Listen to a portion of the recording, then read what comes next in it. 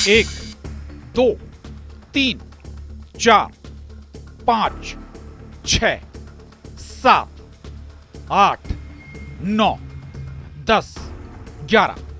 ये गिनती 1000 के पार जाएगी, लेकिन शवों की ये लाइन खत्म नहीं होने वाली। ये लताकिया है, सीरिया है, जहां मौत सड़कों पर बिछी है, जहां सबकी जिंदगी दांव पर लगी है। मौत बांटने का इल्जाम उन्हीं कमांडर जुलानी के दामन पर लगा है जिन्होंने कुछ दिन पहले बशर अल असद को सीरिया से उखाड़ फेंका है। बशर के जाने के बाद भी सीरिया शमशान क्यों बना हुआ है? आखिर कौन है लताकिया को मरघट बनाने वाला? क्या कमांडर जुलानी कठपुतली सुल्तान बन चुके हैं? सीरिया युद्ध राउंड 2। पहला दिन 70 मौत, दूसरा दिन 600 मौत, तीसरा दिन 1000 मौत। शवों का ढेर लगता जा रहा है, खून बहता जा रहा है। मौत भी ऐसी दी जा रही है जिससे सुनकर ही रूह कांप जाए। सीरिया में नरसंहार का नया अध्याय हद से ज्यादा भयावह हो चुका है, जहां कमांडर जुलानी के खूंखार लड़ाके विरोधी विद्रोहियों के माथे पर गोली दाग कर उन्हें मौत के घाट उतारते जा रहे हैं।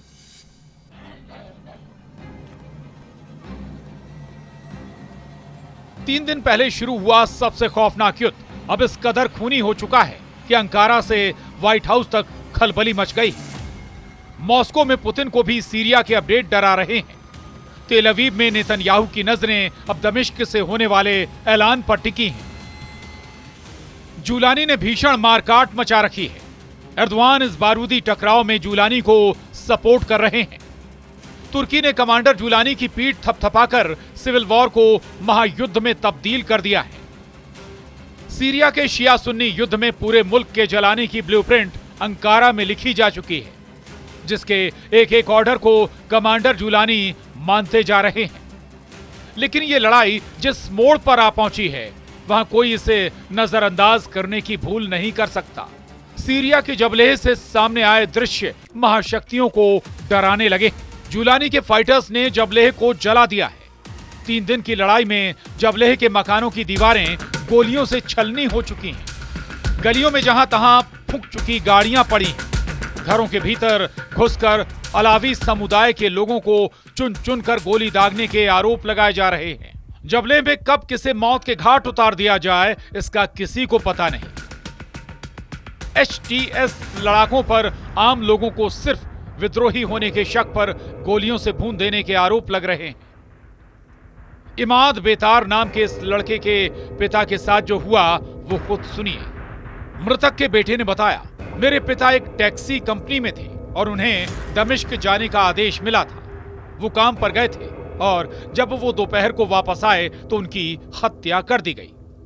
सूरज डूबने से ठीक पहले उन्हें चेक पोस्ट पर मार दिया गया। जुलानी ब्रिगेड के खौफनाक कांड के गवाह रहे जबलेह अस्पताल के डॉक्टर ने बताया कि लड़ाका ग्रुप ने अस्पताल को बम का गोदाम बना दिया। भारी गोलीबारी की गई। HTS लड़ाकों ने ऑपरेशन थिएटर में जाकर भी खून खराबा किया है।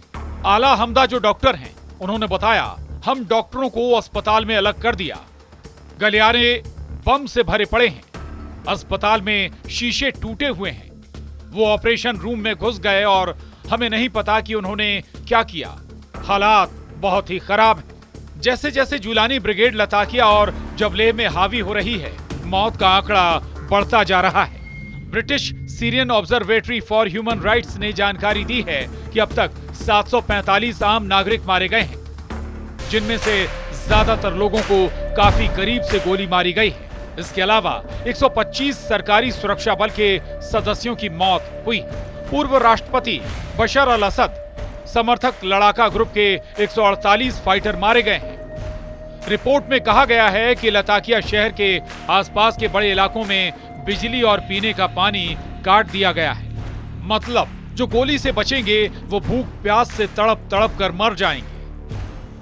मौत के इस खौफनाक तांडव पर भी तुर्की के राष्ट्रपति ने जो कहा है वो सन्न कर देने वाला है। एर्दोआन ने सीरिया में हुए नरसंहार को साजिश कहकर कमांडर जुलानी के समर्थन का ऐलान किया है। एर्दोआन ने लताकिया और जबलेस सामूहिक हत्याकांड को बशर अल असद का कारनामा बता डाला है। इस मौत के तांडव को देखने के बाद तुर्की के राष्ट्रपति रजिब तय्यब एर्दोआन ने कहा, ताजा उदाहरण हमने अपने पड़ोसी देश सीरिया में देखा, जहां पूर्व शासन के बचे हुए वफादारों ने सांप्रदायिक संघर्ष पैदा करने के मकसद से आतंकवादी गतिविधियों को अंजाम दिया।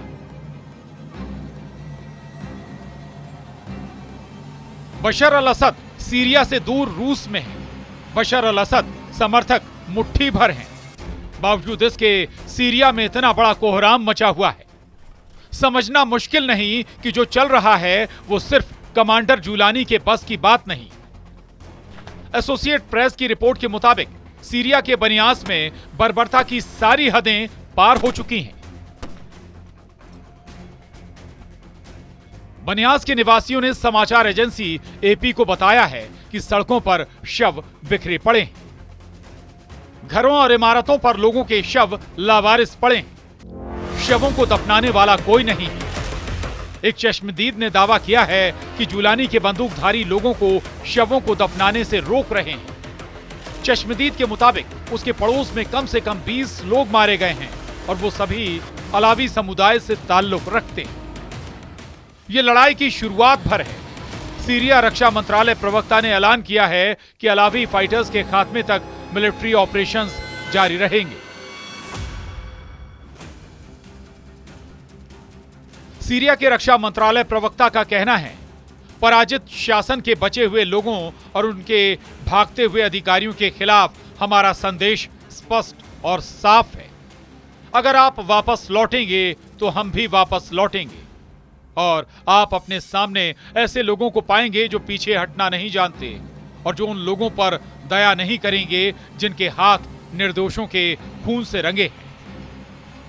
अहमद अल शरा उर्फ कमांडर जुलानी आर पार के मूड में है। दावा तो यहां तक किया जा रहा है कि जुलानी के लड़ाके आई कार्ड देखकर सीने में गोली दाग दे रहे हैं। एपी की रिपोर्ट में बताया गया है कि कई जगहों पर लोगों की हत्या करने से पहले मजहब की पुष्टि की गई।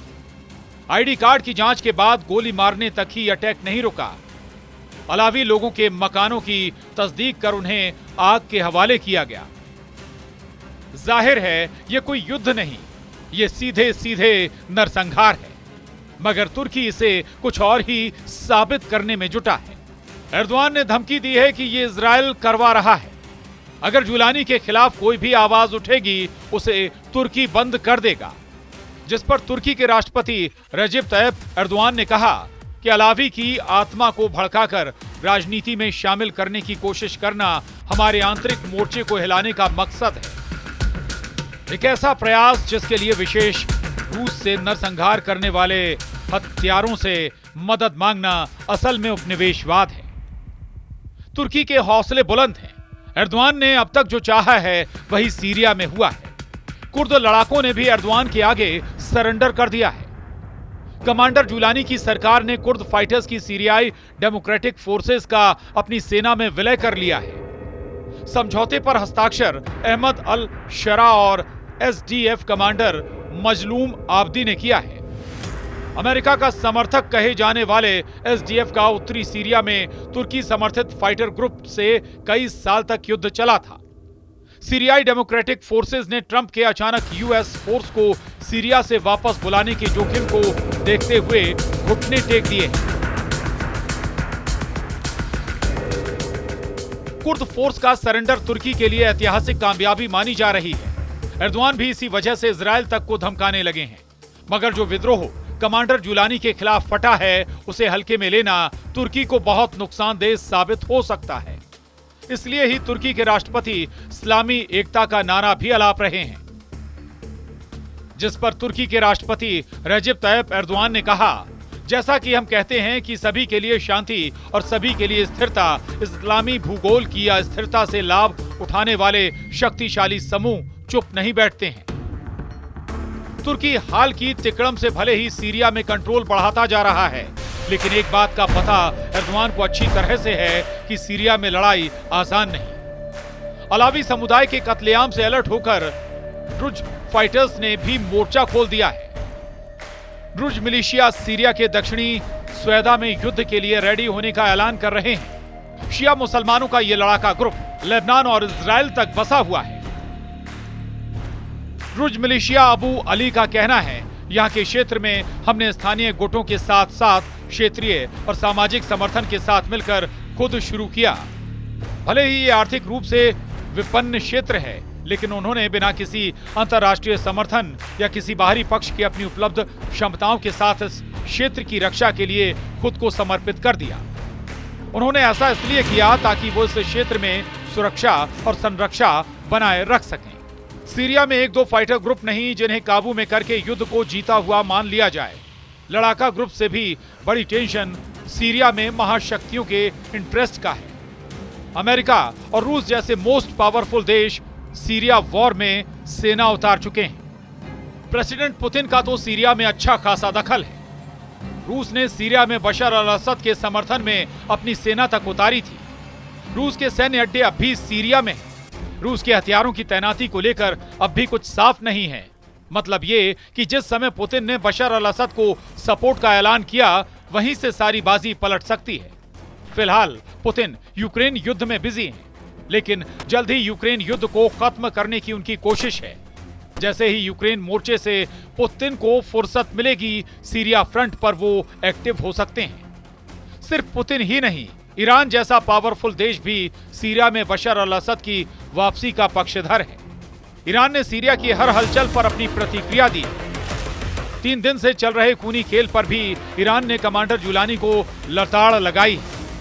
मतलब ये है कि बशर अल असद के 2 सबसे बड़े समर्थक देश सही मौके के इंतजार में हैं। जैसे ही टाइम आएगा, तुर्की से हिसाब लिया जाएगा। एक बात और अहम है, वो ये कि रूस ईरान भले ही वक्त का इंतजार करें, मगर इजराइल ये भी नहीं करने वाला। इजराइल अपने ऊपर खतरा मंडराने से पहले दुश्मन को तोड़ना शुरू कर देता है। सीरिया में नेतन्याहू आर्मी के ऑपरेशन लगातार जारी हैं। नेतन्याहू को जब भी खतरा महसूस होता है, दमिश्क में बम बरसने लगते हैं। अब अगर थ्रेट अंकारा से दिखेगा तो इजराइल के जंगी जेट तुर्की की उड़ान भर सकते हैं। हालांकि इजराइल का यही रुख सीरिया को न्यूक्लियर युद्ध के मैदान बना सकता है। तुर्की भी एटम बम की पावर रखता है, जो उसे अमेरिका ने दे रखे हैं। 100 एटम बम से लैस तुर्की से लड़ना किसी के लिए भी आसान नहीं होने वाला। Bureau report, news 18।